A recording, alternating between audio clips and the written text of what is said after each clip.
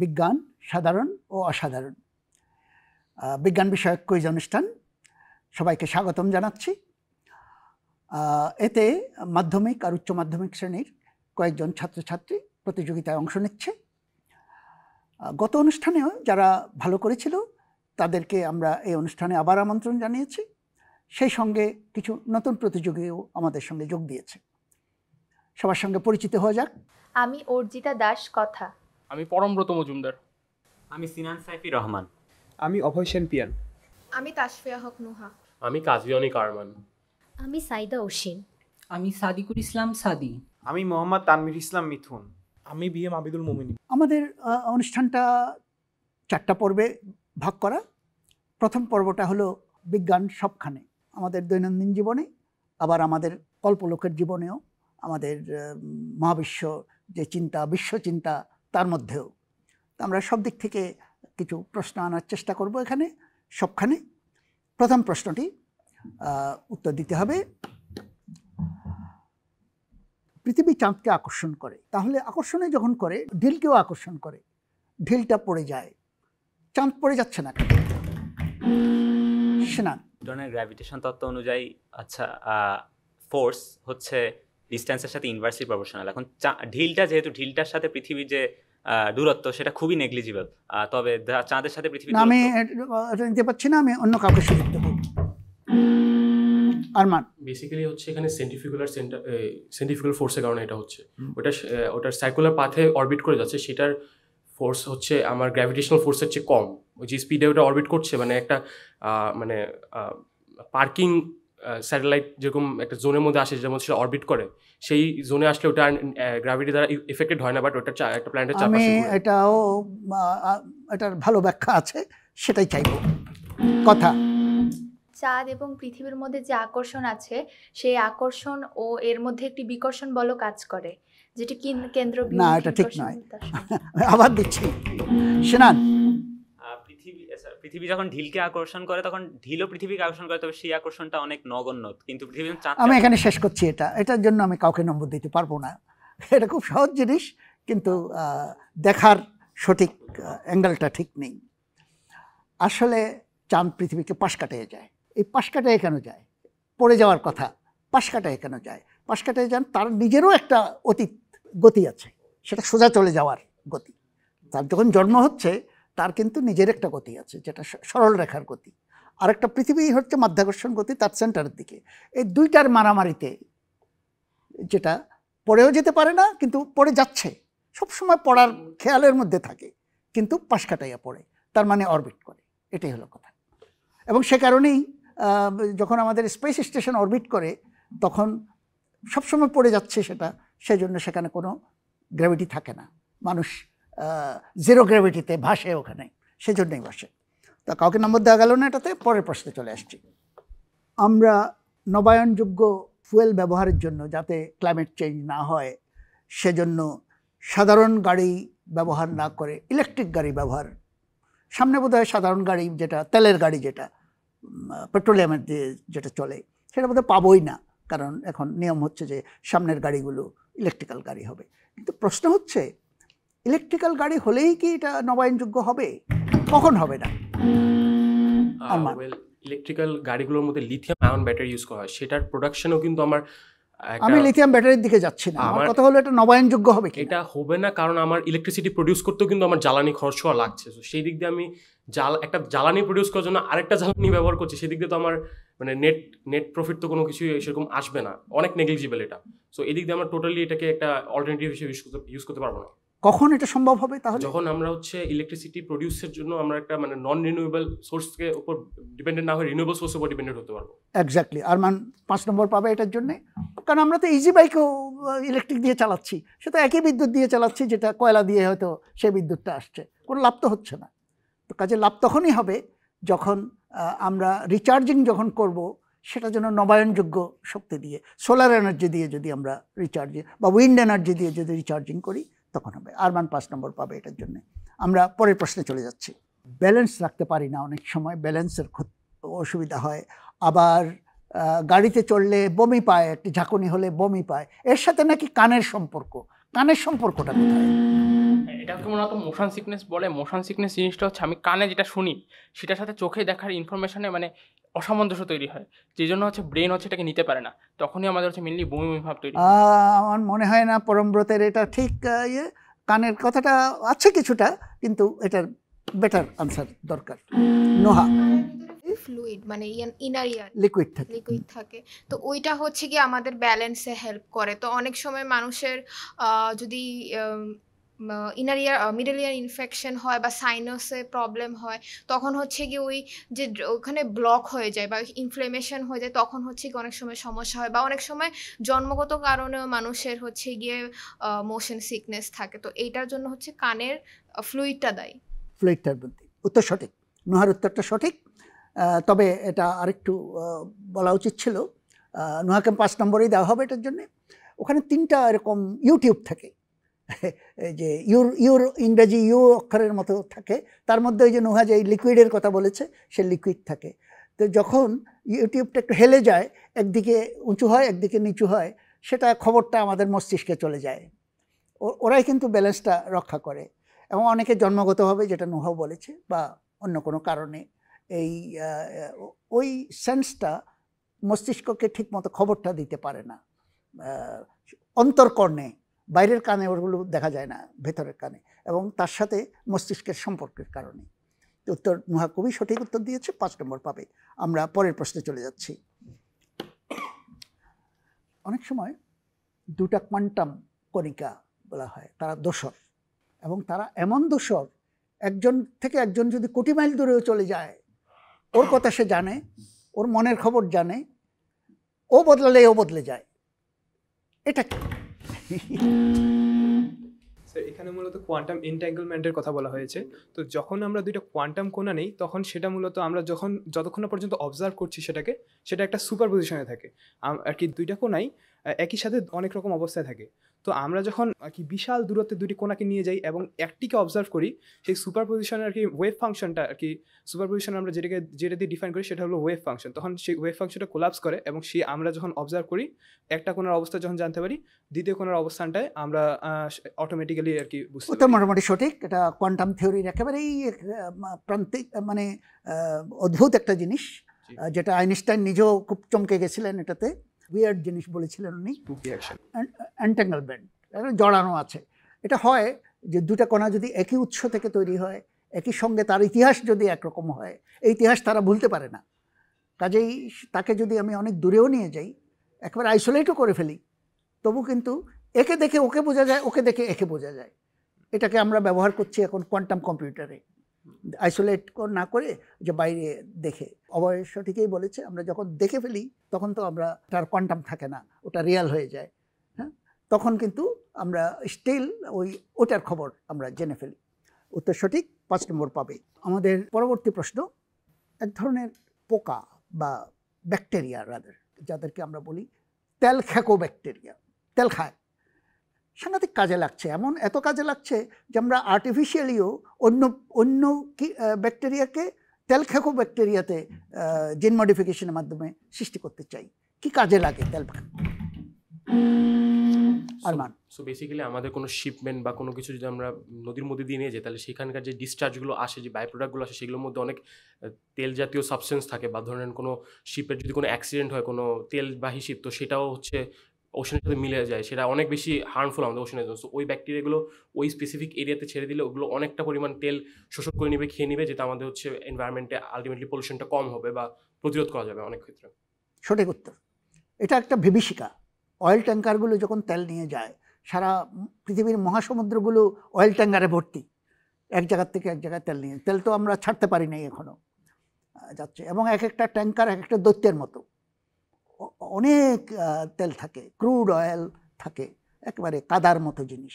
এটা যখন কোথাও ফুটাফাটা হয়ে যায়, অ্যাক্সিডেন্ট হয়, আরমান যেটা বললো, তখন একটা পুরা সমুদ্রের একটা অংশ মানে অত্যন্ত দূষিত হয়। এটাকে অয়েল স্পিল বলে। অয়েল স্পিল দূষিত হয়ে যায়। দূষিত হয়ে অসুবিধাটা কি?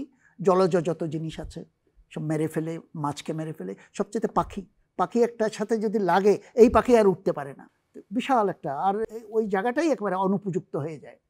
এখন এটাকে টেনে আনা হয়, নানান আবার কেমিক্যালি শোধন করতে চেষ্টা করে, কোনোটাই হচ্ছে না। এখন একমাত্র ভরসা হলো এই ব্যাকটেরিয়া দিয়ে যদি এটাকে আবার ঠিক করা যায়। আরমান 5 নম্বর পাবে। আমরা আমাদের এই পর্বটা শেষ করে ফেললাম। আমাদের পরবর্তী পর্বটা ইতিহাস নিয়ে। আমাদের ফিরে যেতে হবে অতীতে, বিজ্ঞানের ইতিহাসে। সেটা নিকট ইতিহাসও হতে পারে, সুদূর ইতিহাসও হতে পারে। তো সেখানে কোনো একটা ঘটনা, কোনো একটা আবিষ্কার, কোনো একটা দুর্ঘটনা আমি ইঙ্গিত দেব। তোমাদেরকে পুরো ঘটনাটা বলতে হবে, তার ব্যাকগ্রাউন্ডটা কি হয়েছিল পুরোটা বলতে হবে। 1912 সাল, খুব বেশি আগের না, নিকট অতীতেই বলতে হবে। সেই 1912 সালে একজন জার্মান বিজ্ঞানী ভ্যাগনার, আলফ্রেড ভ্যাগনার, উনি একটা অদ্ভুত থিওরি দিলেন যে পৃথিবীর সব মহাদেশ আগে এক জায়গায় ছিল। কেন এই থিওরি দিলেন, কী কারণে? এখানে যে থিওরিটার কথা বলা হচ্ছে এটা হচ্ছে আলফ্রেড ওয়েগনারের কন্টিনেন্টাল প্লেট থিওরি। তিনি থিওরিটা দিলেন যে পৃথিবীর সব মহাদেশ, আজকে আমরা যে ওয়ার্ল্ড ম্যাপটা দেখি সেটা আসলে সব একসময় ফিউজড, মানে একসময় সব একসাথে ছিল। তার নামটা হচ্ছে প্যানজিয়া, এবং একটা সময় হচ্ছে সেটা মানে সমুদ্রের উপরে ভাসতে ভাসতে এগুলো খুবই ধীরে ধীরে সেপারেট হওয়া শুরু করে, কন্টিনেন্টাল প্লেটগুলো যেগুলো আছে মহাদেশগুলো। এবং উনি এটা দিয়েছিলেন, ওনার এভিডেন্স ছিল হচ্ছে যে আমরা যে ফসিলগুলো দেখি, আমরা আফ্রিকায় যেমন কিছু ফসিল দেখি, সাউথ আমেরিকায় কিছু ফসিল দেখি, এই ফসিল দুটার মধ্যে মানে অনেক সিমিলারিটি আছে। এবং উনি ওয়ার্ল্ড ম্যাপের মধ্যেও দেখেছিলেন যে আফ্রিকার যে মানে জিওগ্রাফিক্যাল মানে বাউন্ডারিটা, সাউথ আমেরিকারটা যে জিওগ্রাফিক্যাল বাউন্ডারিটা, এটা হচ্ছে জিগস পাজলের মতো মিলে যায়, একসাথে মিলে যায় যদি মানে একসাথে লাগানো হয়। তো এভাবে তিনি তার থিওরি দিয়েছিলেন যে একসময় কন্টিনেন্ট প্লেটগুলো একসাথে ছিল, এগুলো কনস্ট্যান্টলি মুভ করছে। চমৎকার উত্তর, চমৎকার উত্তর। সিনান এটার জন্য 5 নম্বর পাবে। একেবারে একটা ছেলে খেলার মতো করে যে ম্যাপটা ফিট করে যায় জিগস পাজলের মতো, এখান থেকে ওনার আইডিয়াটা আসলো। তারপরে আরও প্রমাণ, যেটা সিনান বলেছে যে তার ফসিল, তার উদ্ভিদ, তার প্রাণী, এগুলো মিলে যাচ্ছে দুটার মধ্যে। চমৎকার। আমরা পরের প্রশ্নে চলে যাই। 1953 সনে বোধহয় সেই শতাব্দীর 20 শতাব্দীর সবচেয়ে বড় আবিষ্কারটা হয়েছিল, সেটা ছিল ডিএনএর গঠন আবিষ্কার। সেখানে এত বড় একটা আবিষ্কার, এত বড় একটা উদযাপন, জীবন রহস্যের উদ্ঘাটন, সেখানে একটা ঘটনা, একজন মহিলা বিজ্ঞানী তার একটা এক্স-রে ছবি এটার আইডিয়াটা দিয়েছিলেন এবং বঞ্চনার শিকার হয়েছিলেন। উনি কে এবং কি ঘটনাটা কি? মহিলা যে বিজ্ঞানীর কথা বলা হচ্ছে তিনি হচ্ছিলেন রোজালিন ফ্রাঙ্কলিন, এবং পরবর্তীতে 1953 সালে ওয়াটসন এবং ক্রিক তারা ডিএনএ আবিষ্কার করেছিলেন। এবং ডিএনএ আবিষ্কার, তার এক্স-রে ইমেজগুলো ব্যবহার করে ডিএনএ ডাবল হেলিক্স মডেলটা আবিষ্কার করেছিলেন, এবং তার জন্য তারা নোবেল প্রাইজ পেয়েছিলেন। তবে রোজালিন ফ্রাঙ্কলিন ঠিক কেন বঞ্চনার শিকার হচ্ছেন তাই এই মুহূর্তে আমি বলতে পারবো না। অন্য কেউ যদি বলতে পারে কথা। রোজালিন ফ্রাঙ্কলিনের উনার অবদানটা অস্বীকার করা হয়েছিল। তখন বলা হয়েছিল যে না, উনার বলে কেউ মানে এইটাতে অবদান রাখেনি। তখন ওয়াটস অ্যান্ড ক্রিকই বলেছিল যে আমরা পুরাটা হচ্ছে আমরা মানে আবিষ্কার করেছি বা এরকম কিছু। সেভাবে বলেনি, কথাটা অনেকটা ওরকম কথা, ঠিক জায়গায় হাত দিয়েছে কথা। আমরা এটার জন্য নম্বর ভাগ করে দেব। আমরা 3 এবং 2, সিনানকে 3, তো সিনান এক্স্যাক্টলি জিনিসটা বলতে পেরেছে, এবং কথাকে 2 দেব। রোজালিন ফ্রাঙ্কলিন একজন খুবই নামকরা একজন পদার্থবিদ ছিলেন, এবং তার বিশেষত্ব ছিল এক্স-রে ডিফ্র্যাকশন করা। কঠিন একটা কাজ, যে ক্রিস্টালের স্ট্রাকচারটা বোঝা এক্স-রে ছবি নিয়ে। অসংখ্য এক্স-রে উনি নিয়েছেন, ডিএনএর ক্রিস্টালের ছবি নিয়েছেন। এবং বাই দ্য ওয়ে, ভাগ্যক্রমে ওয়াটসন খুব তরুণ বয়সী একটা ছেলে ছিল, তখন জাস্ট পিএইচডি করে আসছে। সে কথা বলতে বলতে ওই রোজালিনের ছবিটা দেখে তার মাথায় ওটা আসছে, কিন্তু তারা কখনো এটা স্বীকার করে নাই যে রোজালিন বেচারা, তাকে সেই সম্মানটা দেওয়া হয়নি সেই সময় তাদের সমকক্ষ। আরও বড় ট্র্যাজেডি হচ্ছে রোজালিন মারা গিয়েছিলেন খুব শীঘ্রই। নোবেল প্রাইজ উনি পেতেন না, এমনিও পেতেন না, কারণ ইতিমধ্যে উনি মারা গিয়েছিলেন এক্স-রের কারণেই। অনেক বেশি এক্স-রে উনি তুলেছিলেন। তো রোজালিনের নাম এখন আমরা যেটা বুঝি, তখন সেভাবে বুঝে নাই মানুষ। তো আমরা পরের প্রশ্নে চলে যাই। অ্যালজেব্রা শব্দটা এসছে একটা বইয়ের নাম থেকে। সেই বইটা কি, কার বই, কিভাবে আসলো? নোহা। আল জাবার নামক একটা বই ছিল আল খারিজমির। আল খারিজমির বই, খারিজমির বই আল জাবার। এবং আল জাবেরটা কি? আল জাবারটা হচ্ছে ওটা হচ্ছে একটা ব্রাঞ্চ অফ নিউ ম্যাথমেটিক্স যেটা উনি আবিষ্কার করেছিলেন। উনি তো আর সেভাবে বলেন নাই। আল জাবের শব্দটা কোথায় আসলো? আল জাবার এটা অ্যারাবিক একটা ওয়ার্ড, বাট কোথা থেকে আসছে এটা যদি আরেকটু কেউ বলতে পারে ভালো, নইলে আমি নোহাকে পুরো নম্বর দেব। ধরে নিচ্ছি যে কেউ বলতে পারবে না। এটা ওনার বইয়ের নামটা ছিল, ঠিক আছে, বোধহয় কেউ বলতে চায়, আমি দেব। বইয়ের নামটা হচ্ছে আল জাবার ওয়াল মুকাবালা, এবং এটার অর্থ হচ্ছে গণনা এবং বিশ্লেষণ, এরকম কিছু, গণনা এবং বিশ্লেষণ। এক্স্যাক্টলি, কাছাকাছি, খুব কাছাকাছি। চমৎকার উত্তর। বইটার পুরো নামটা হচ্ছে কেতাবুল মুক্তাসির, মানে সংক্ষিপ্ত বই, কেতাবুল মুক্তাসির হিসাবুল আল জাবের ওয়াল মুকাবেলা, যেটা সিনানো বলেছে। এটার অর্থ হচ্ছে আল জাবের হচ্ছে এক সাইড থেকে আরেক সাইডে নিয়ে যাওয়া, যেটা আমরা সমীকরণে করি, এক সাইড থেকে আরেক সাইডে নিয়ে যাওয়ার ট্রান্সফার। আর মোকাবেলা মানে সামনাসামনি, আমরা যে বুঝি, আমরা নিজেরাও বলি মোকাবেলা, মোকাবেলা মানে সামনাসামনি। তো আল জাবের শব্দটা ওখানে আছে, হিসাব আল জাবের ওয়াল মোকাবেলা, সেখান থেকে আল জাবর শব্দটা এসছে, আলজাবরা। আমরা নাম্বারটা ভাগ করে দেব, নোহা 2 এবং পুরা বইয়ের নামটা যে বলেছে সিনান তাকে 3। আমরা চলে যাই পরের ইতিহাসের প্রশ্নে। সব দেশের ইতিহাসে, বিজ্ঞান ইতিহাসেও কিছু উপাখ্যান থাকে, মানে উপাখ্যান মানে হলো রূপকথার মতো বা এই ধরনের, পুরোপুরি সত্য না এরকম একটা রূপকথা থাকে। বাংলাদেশেও এরকম একটা রূপকথা আছে, মানে বাংলা ভাষাভাষীদের মধ্যে।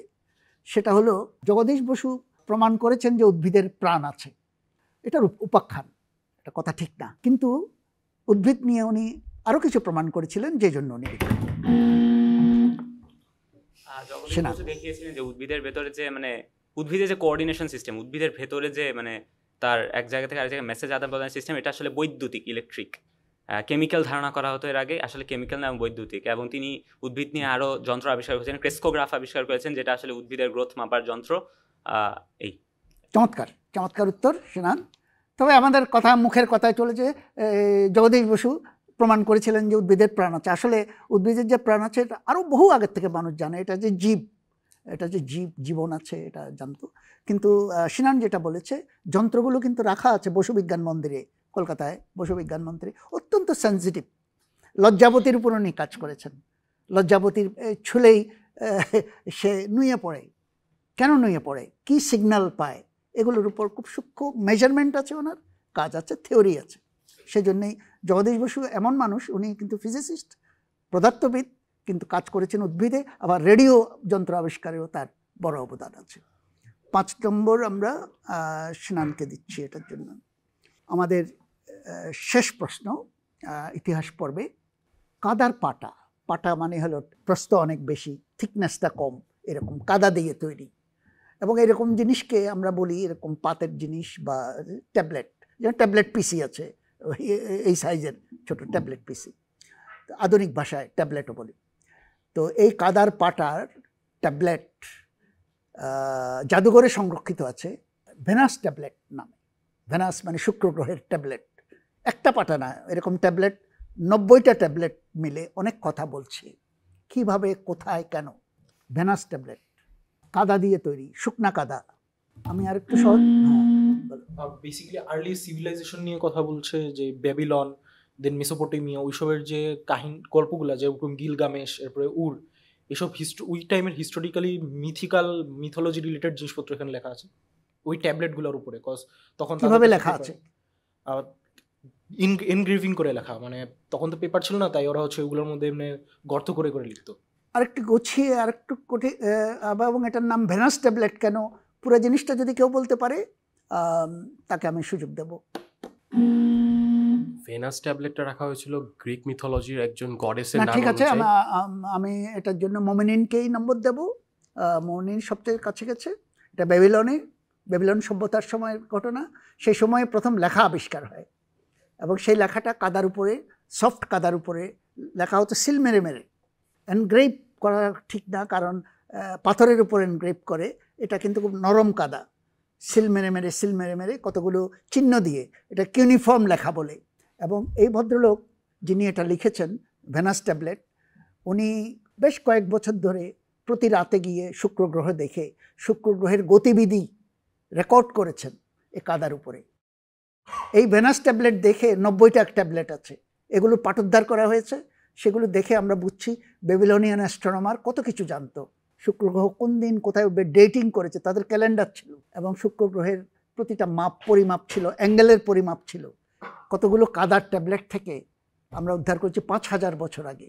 এত ঘটনা ঘটে গেছে। অ্যাস্ট্রোনমি এটা মোটেই আজকের আধুনিক কিছু নয়, এটা তখন থেকে আছে। তা আমরা মমিদিনকে এটার জন্য 5 নম্বর দেব। আমরা চলে যাচ্ছি আমাদের পরবর্তী পর্বে 2025 থেকে 2035।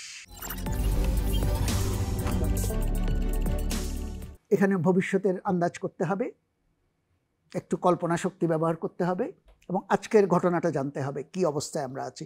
প্রথম যে জিনিসের আমি ইঙ্গিত দেব সেটা হলো ব্যক্তিগত কাজে, গার্হস্থ্য কাজে আমরা আমাদের ইন্টেলিজেন্ট সহকারী ব্যবহার করা, রবট সহকারী ব্যবহার করা।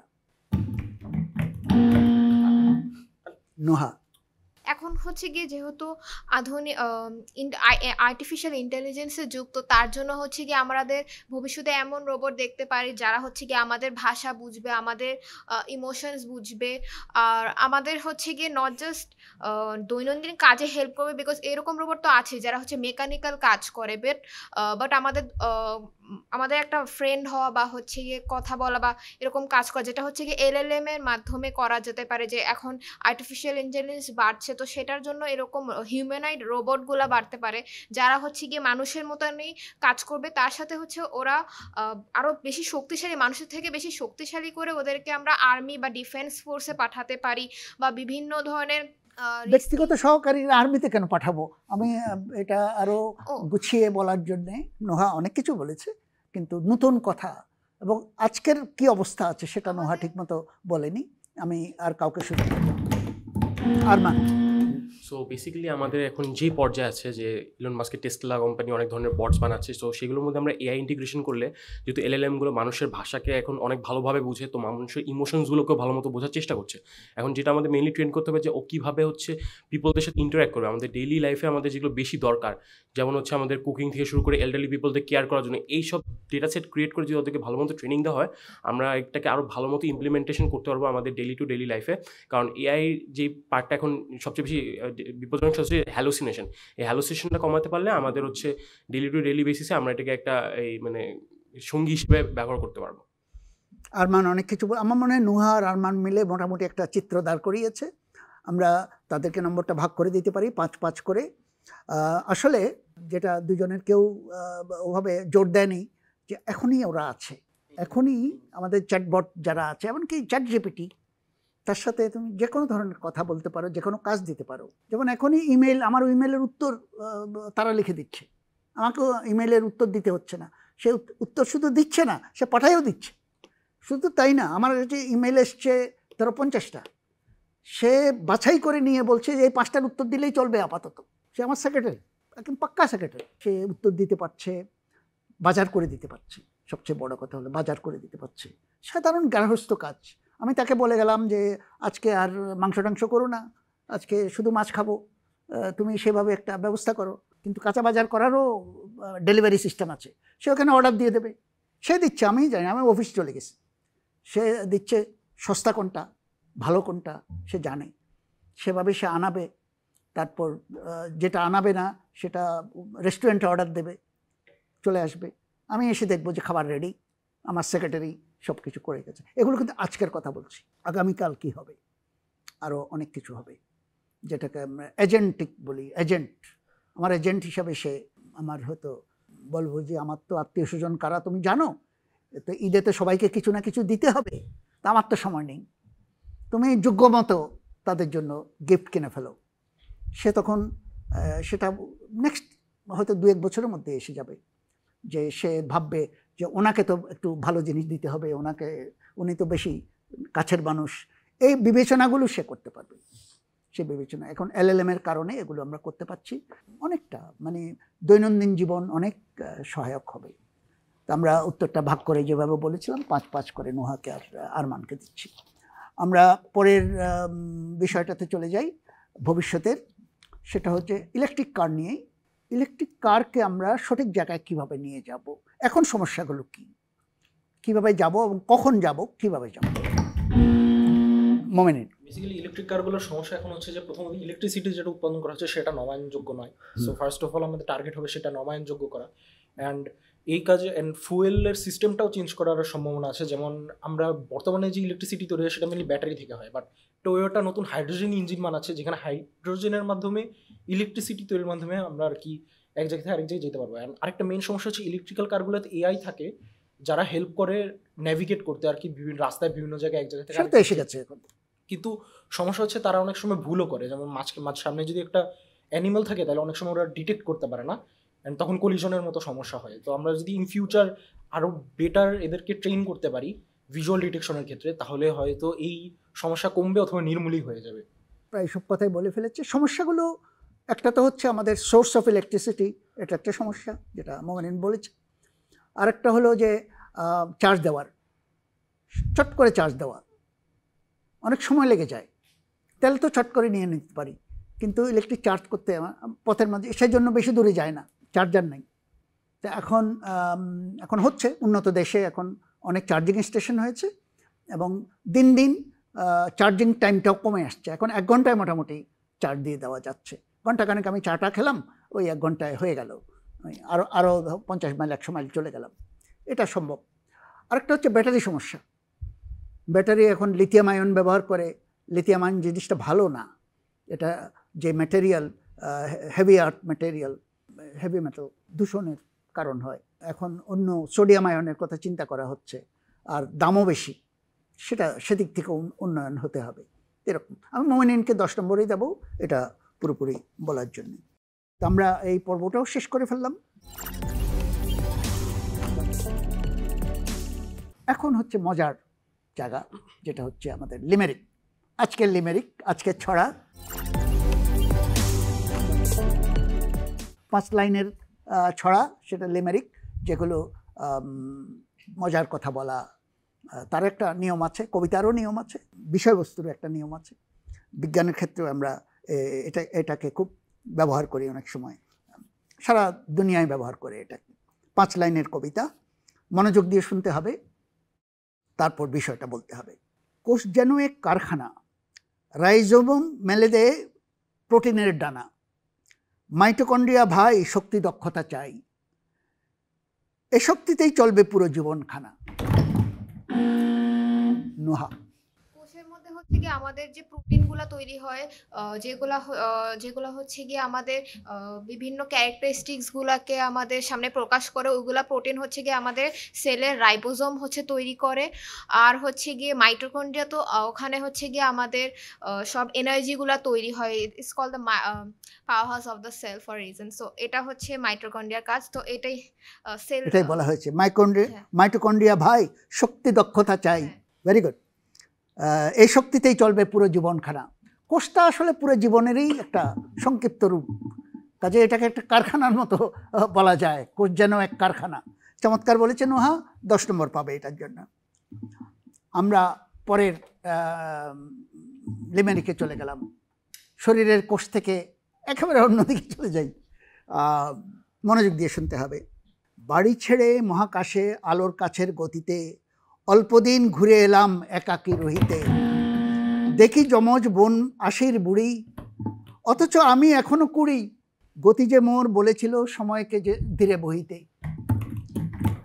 আরমান, এটা বেসিক্যালি একটা প্যারাডক্স নিয়ে কথা বলছে টাইম ডাইলেশনের মধ্যে। আমার যদি একটা যমজ ভাই থাকে, সে যদি একজন অ্যাস্ট্রোনট হয়, সে যদি ট্রাভেল করতে যায় near to the speed of light, সে কিছুদিন পর ট্রাভেল করে সে দেখবে যে আমি হয়তো মৃত্যুসজ্জায় চলে গেছি।